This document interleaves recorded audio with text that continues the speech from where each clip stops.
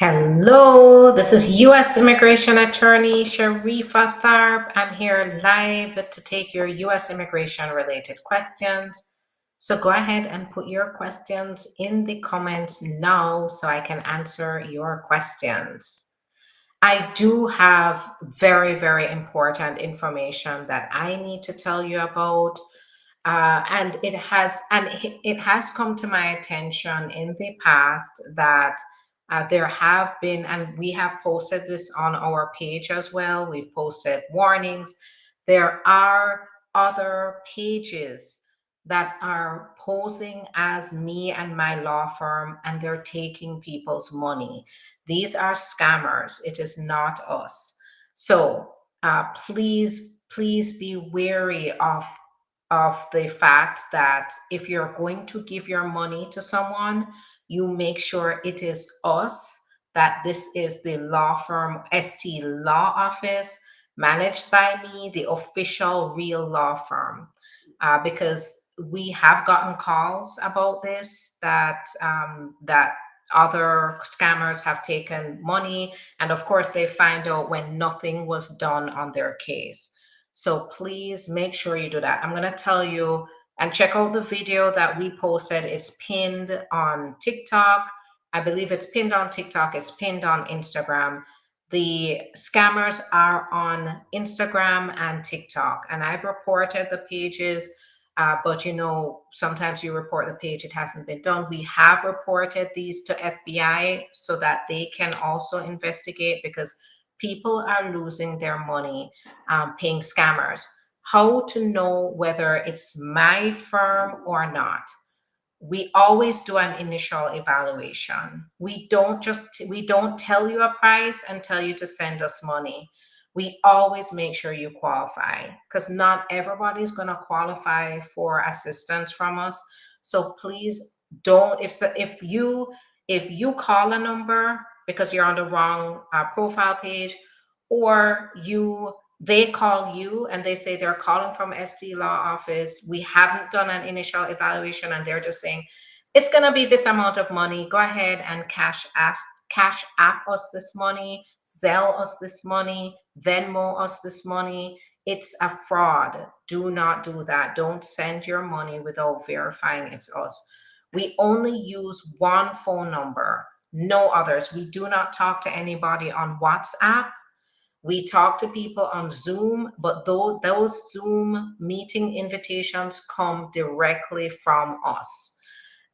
You'll always get an email from ending in at ST Law Office, or you will get correspondence through our official client management system. If you're an existing client, please make sure that you verify it's our official, whatever we're communicating, it's our official way of communicating with you. No WhatsApp, no Cash App, no Zelle, no Venmo. We don't do that. We also send invoices. We don't just take your money, we send an invoice, and you must sign a retainer agreement. The retainer agreement, and this is basically under the professional rules of responsibility, right? They do recommend, it's not required in some states, but they do recommend that always you sign a retainer agreement, so you know what you're getting and we know what services we're providing. If somebody is taking your money and not giving you a retainer agreement, it's likely a scam. The retainer agreement is going to tell you what we're applying for, what we see you qualify for, what to expect in our services. It's going to tell you the amount that has to be paid. So please make sure that you look at all of those, right? We don't take your money and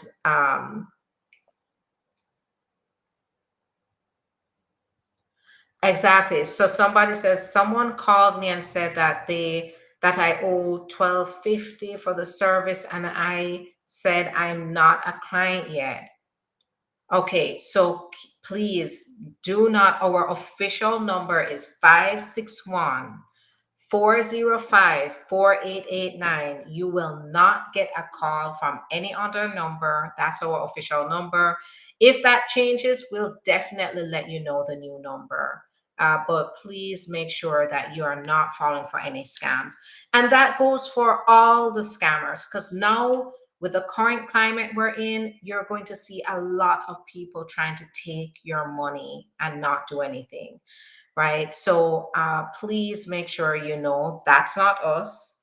We're not scammers here. We work very hard. Our clients know that we work very hard to provide the best representation and the best results for our clients. And we don't take it lightly taking money from you. We make sure that we cross our T's, dot our I's to make sure everybody understands what is at stake and what they're getting here. Hi there, Elna.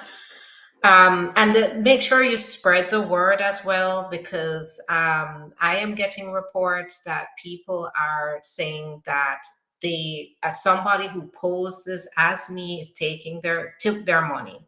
So I need to make sure that everybody knows this is the official page. These are the official pages and channels. Make sure you only contact us at our direct number, which is 561-405-4889. We're never going to take your money without first qualifying you and telling you what you qualify for, telling you the risks, telling you the benefits, telling you what you'll get, telling you how long the process is going to take, telling you about how long it's going to take us to do the work.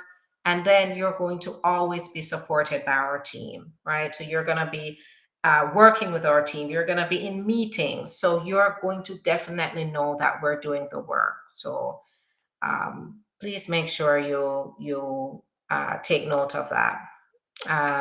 And we on our part, we have done our best. We are reporting this to the FBI to make sure that this can be investigated, because it looks as if it is getting to the point out of control. And we have spotted, if you look at our page, we have spotted multiple fraudulent pages that we've put on our own page. So you see what is valid, what is not. Always come to this page, always follow up. We're verified on Facebook, we're verified on Instagram. So make sure you are on our verified pages.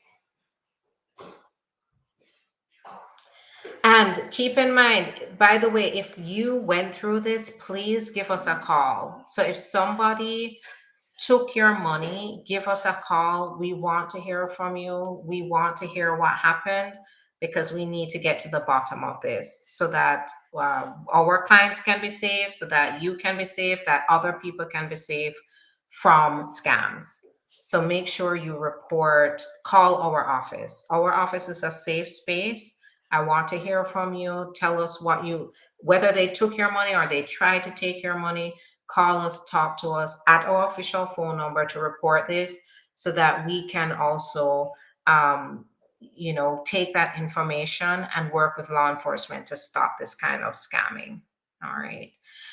All right, so now that I'm here, I'm going to take a few minutes to just quickly answer some questions. So put your questions in the comments. I may not get to everybody's today, but I'm going to be back on Monday. So save your questions for Monday. Does new administration also have bans on marriage visa within the country? No.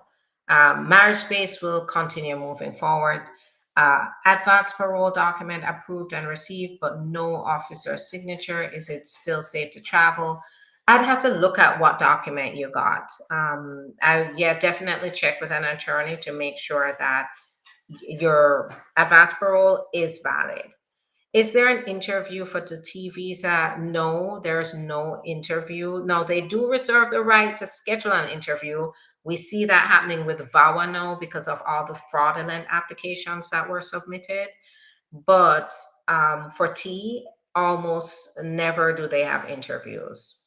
Based on the current process, we are experiencing a lot of changes, a lot of whiplash right now behind the scenes. So just stay posted. But for right now, no, that has never really been a usual thing. Can a green card holder file for his partner who overstayed? give us a call. Now they can file, but adjustment of status is not going to probably be a possibility until they become a US citizen. So give us a call. Let's see what your options could be. Give us a call, do the initial evaluation, which is free. So go ahead and take advantage of that. Let's see if your case qualifies and then get started on talking to you about your options. Um, and that's another thing. A scammer is never gonna go through do so much work to get your money, right? That's not easy money for a scammer. So you will never, if you're dealing with a scammer, they're gonna take your money without talking to you about whether you qualify, what your case risk is, what to expect during the process. If you're not getting that information in the initial evaluation, in the initial conversation with the attorneys, so we have attorneys here at the law firm that talks to you. If the person you're talking to is not offering you any legal advice, they just want your money, then scam, not us. I have VAWA approved back in January, I-485 filed that same time. How long do you guess for the green card?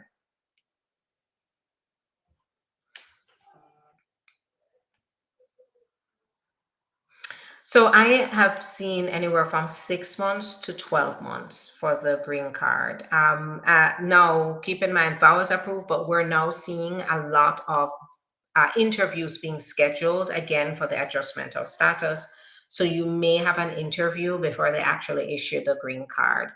I would say here, definitely need to be prepared for the interview because they were waiving it previously. Now they're not.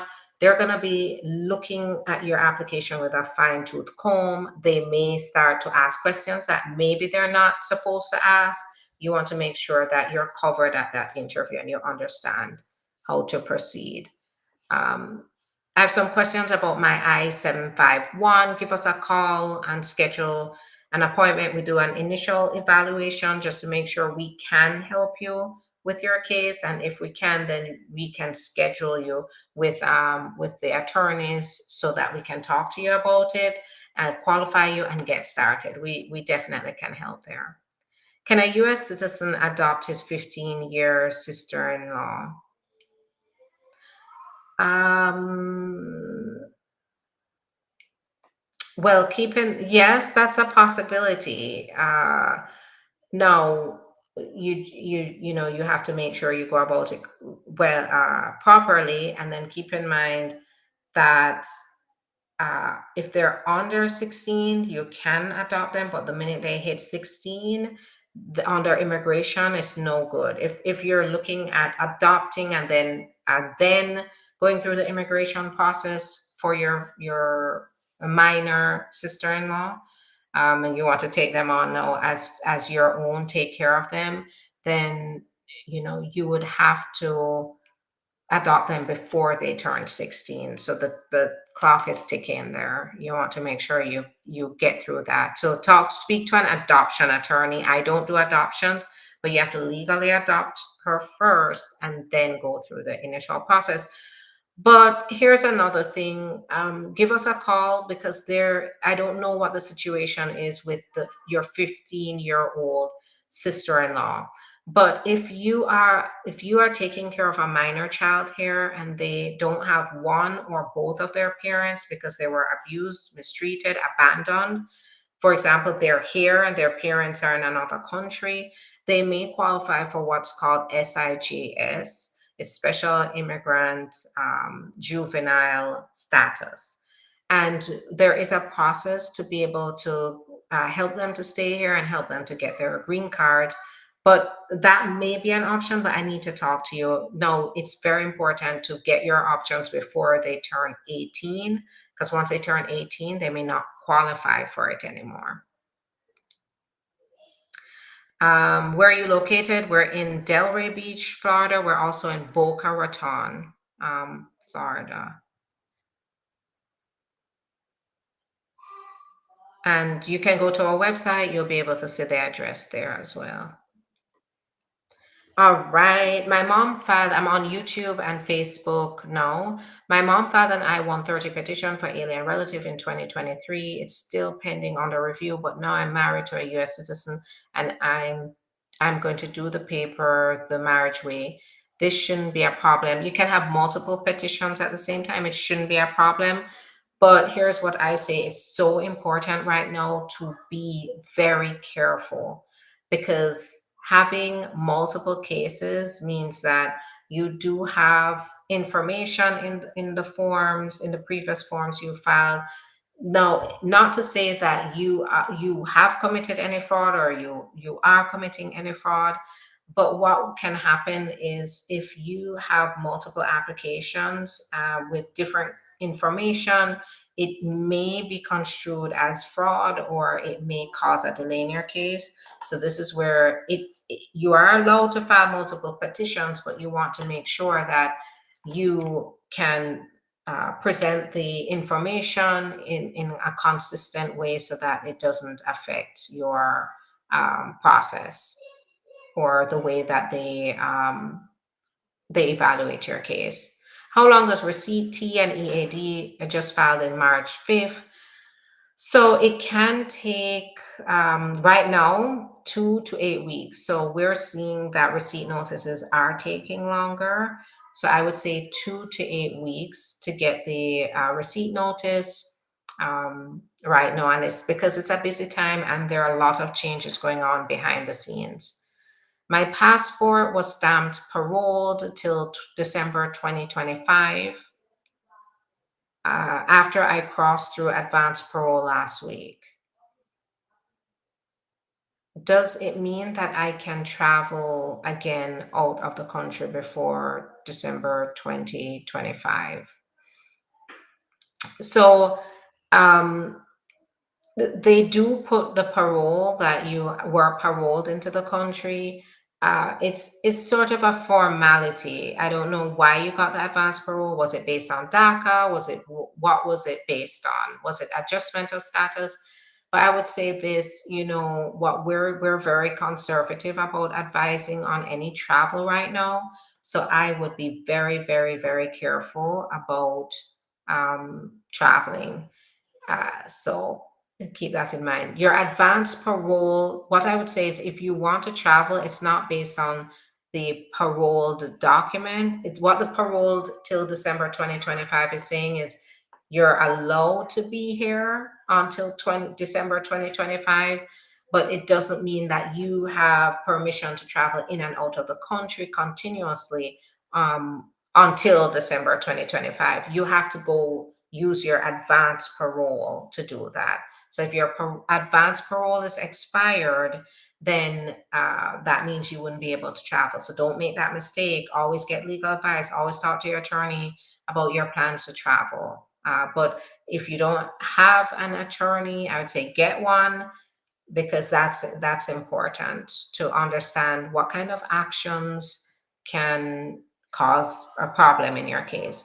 How long after being approved for green card do USCIS mail it out? I'm seeing it in about 2 weeks. How long removal case takes in detention? So you could be looking at 6 months. So they do run the detained cases on a shorter length of time. So it might be 6 months to a year for the entire process to take place. Keep in mind, if you're detained, the other question is, have you gone for, you wouldn't be detained, but if you know somebody who's detained, they may be entitled to a bond hearing. So, they should explore their options. But this is why I'm on here every day because I want to provide options to clients and individuals out there to let them know that there are options that can prevent them from being detained. Because once you're detained, it does get harder, to access your documents, to be able to get an attorney, because now you have to have somebody else doing all of that for you. How long does VAWA take? 2.5 to 3 years. But you do along the way, if you apply for adjustment of status with it, you get your work permit, you can get your travel document, you get a prima facie. So those do provide a level of protection for you. Hi there on Instagram. It's nice to see you. All right. How long does it take to get approved for re-entry permit? So that can be anywhere from 6 months to 12 months. And if I take it when you're saying re-entry permit, I don't know if you're in the US or outside of the US. Usually it's called SB1 visa when you're outside of the US. But I would say, expect for a lengthy, everything in immigration is taking a long time now.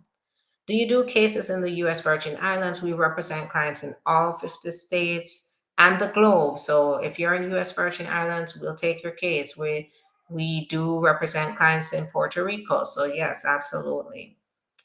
Um, Hello, can I get a work permit? I'm living in the US.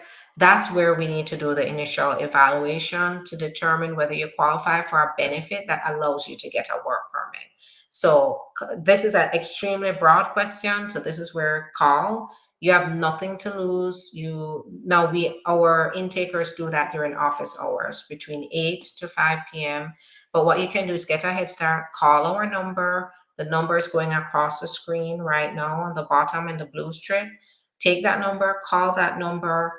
They will take your information, and then as soon as there is an available intaker, they'll go ahead and do the evaluation and then tell you whether there is qualification for work permit or work visa. So save this live, please. Yes, it's supposed to be saved. So it is saved. It's usually saved, not on Instagram, but if you go to Facebook, YouTube, I do say go to YouTube, join my channel there because I do have longer videos there. I do have different content there. The longer videos really help you to understand policy changes, what's going on. You can check that out. It's Getting the Green Card on YouTube. My friend's daughter is 21 and will apply for her parents. How long does it take since they came with a visa 24 years ago? They can get green card from their daughter? Yes, absolutely. Yes. So as long as she's a US citizen, 21 or older, they came with a visa. Even if it's expired, they do qualify as immediate relatives of a US citizen to get their papers. So they need to get on it. Flying domestic using driver's license without having status thoughts.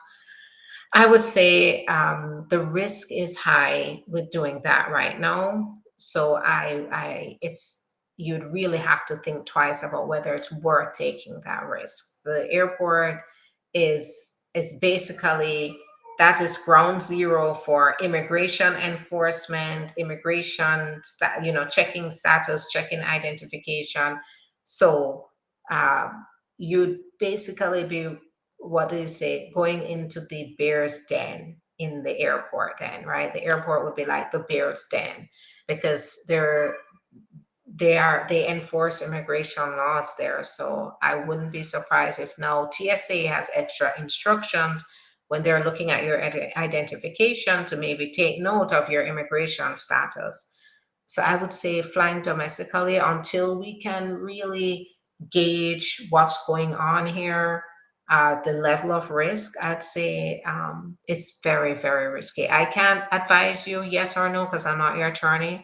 I would say it's very risky. I'd be very conservative about that. I have a question about the new form I-485. Is it means the USCIS will deny the form for people who already applied? Yes. So that is what has been happening with us in the office.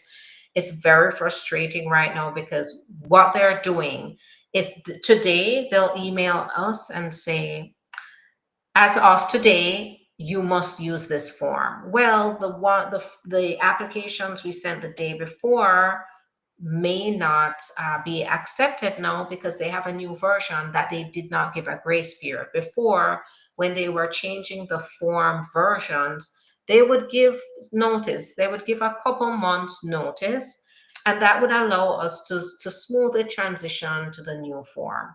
But here, what they're doing is they are changing the forms and then sending out emails, notification emails. Well, to us, the average person is not going to get those emails, but they send those emails out and say, as of today, you need to use this form. So everybody's case that we had ready to go, ready for a final review and to be sent out the door, we have to pull those. We have to redo forms. We have to redo signatures in order to make sure we comply, because we don't want our clients' cases to be rejected. Um, so that's happening. So yes, that's a possibility. But here's a note: ILA, so the American Immigration Lawyers Association. I am a member of that association. They have now filed a lawsuit trying to challenge this, because it is not reasonable that they are doing that and not allowing us a grace period to be able to submit forms we've already prepared. They're not giving us that. So they're now suing to challenge that, to get a grace period. So I'll keep you posted on that one. But for now, please use the new version of the forms. I have a pending asylum and I'm getting married to a US citizen. Can I adjust status? You may be able to. I mean, this is not enough information to tell you. If you came through the border, then there may be an issue with that. You would have had to show you got humanitarian parole to apply for this with through your US citizen spouse. If you came with a visa, you applied for asylum, but then you got married, then this is definitely an option. Whether that's advisable really depends on your facts, because I have spoken to individuals that were in this same situation, and it turned out that because of maybe something, a factor in their case, I would not have recommended they filed an adjustment of status. So, or they didn't qualify for it. So, this is where you need to definitely give us a call. I haven't called to make an appointment yet because I've not been working. Okay, so great. But give us a call. If some scammer tried to call you and take money from you, please go ahead and give us a call, and let's find out what's happening. That would be very helpful, so that we can put a stop to this, because we have reports, we see some pages, we've reported it to the FBI, but we need to gather more information to make sure that we can put a stop to this. Which states are you in? So we represent clients in all 50 states and the globe, so all over. We can do that as federal immigration lawyers, but we are based in Delray Beach and Boca Raton. Okay, great. So now I am on TikTok, and let me see. Let me answer some questions here. For my AOS, I received from USCIS an RFE of my 2053 examination prior to my entry to the US K1. So it sounds like they are definitely looking in depth into your case. So my question is, with the K1, did you enter on a K1 and did you apply for adjustment of status on that same K1? I would say here, this case, this seems a little complicated. We need to have a detailed conversation with you. So give us a call and then we'll talk.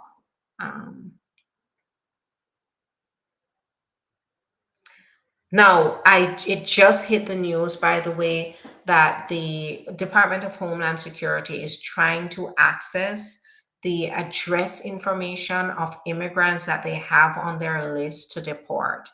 However, based on the privacy laws under the tax law, the IRS cannot do that.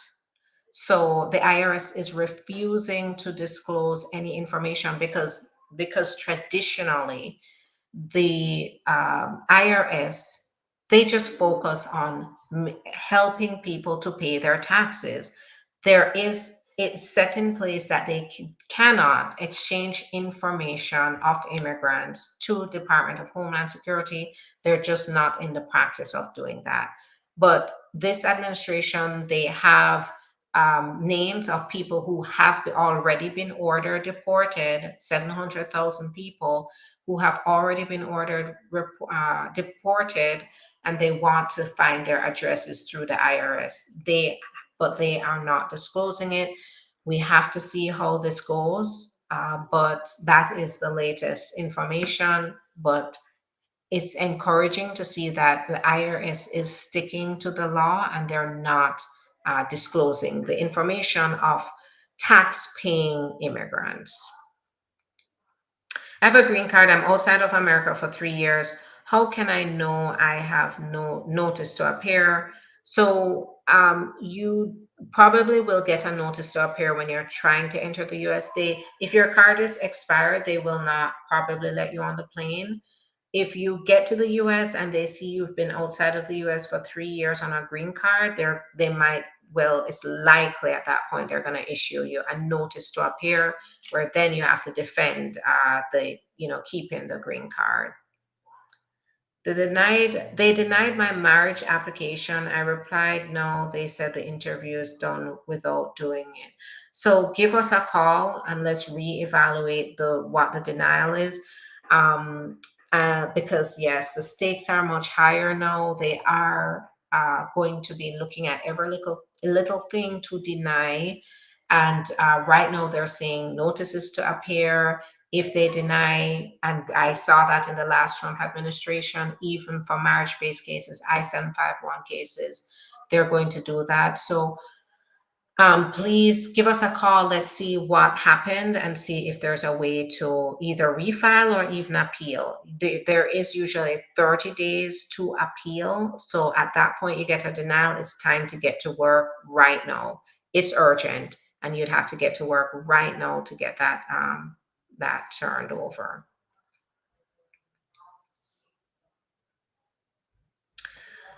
I have a US green card but want to travel out of the country by flying out of Canada. What to do? So, traveling on the green card is fine, but I don't know what the facts are here. So you definitely need to speak with us in private in a consultation.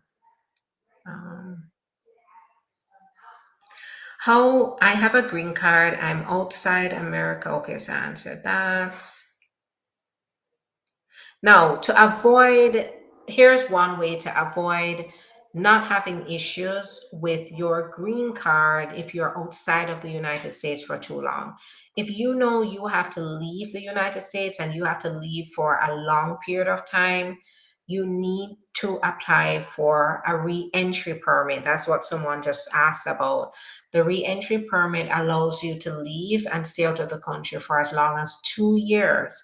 So when you come back, they're not going to hold it against you, and you can come back and continue your life as a permanent resident here in the US. But if you leave and then you do not get you leave before getting the re-entry permit, they are going to your green card is going to be compromised.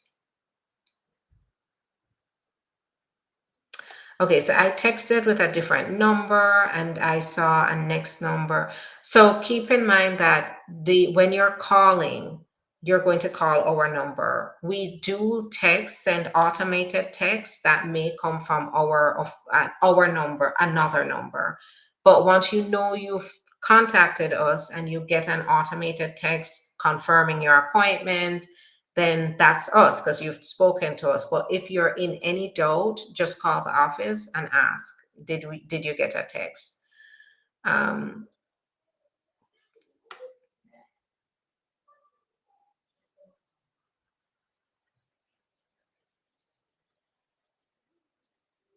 I have an I-485 pending 18 months, married USC. Is this normal? It can be, yes, it can be, just depends on the facts in your case. So I see somebody says law firm name and contact details, please. So it's SC Law Office, contact number 561-405-4889. Go to the link in the bio. You'll be able to access our website there and you'll see the information there as well. How long for TVs and EAD? Filed March 5th, 2 weeks, 2 to 8 weeks though, because it's a busy time right now. My friend's Bauer case was transferred to National Benefit Center. What typically comes next? It depends on how long the case has been processing. It might be a workload issue that they're trying to balance, or they may be approved. or getting up, something is happening. But to get an idea of what this is, I need to know how long their case has been pending, and so forth. Okay, so we do an initial evaluation. That means our team makes sure that your case looks like one that we can work with. Once we confirm that, then you go ahead and schedule the attorneys to jump straight into confirming qualification and talking about specific legal advice and strategies. So don't we're doing that to make sure we don't waste your time and money. So give us a call and do that evaluation.